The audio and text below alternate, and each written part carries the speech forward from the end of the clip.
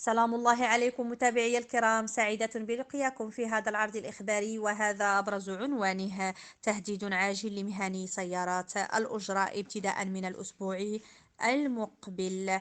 وفي التفاصيل، قرر مهنيو سيارات الأجرة تنظيم وقفة احتجاجية يوم الثلاثاء المقبل أمام ملحقة وزارة الداخلية بالرباط، وذلك بدعوى من التنسيق الثماني للنقابات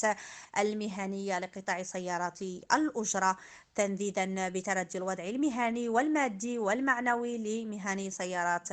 الأجرة. وتأتي هذه الخطوة النضالية وفق بلاغ التنسيق النقابي الداعي إليها بعد الحوار الذي جمعه بمصالح وزارة الداخلية بتاريخ 18 يناير 2023، وفي ظل استمرار معاناة مهني سيارات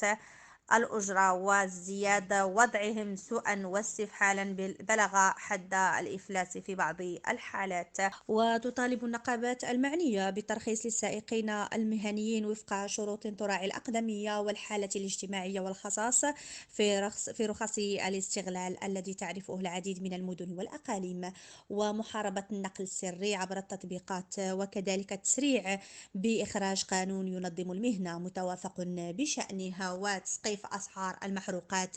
عبر الإلغاء المؤقت للضريبة على القيمة المضافة والرسم الداخلي على الاستهلاك، وتفعيل الغازوال المهني، والتسريع بإخراج المراسيم التطبيقية لقانون مجلس المنافسة لمباشرة وظيفته في ضبط وتنظيم أسعار المحروقات.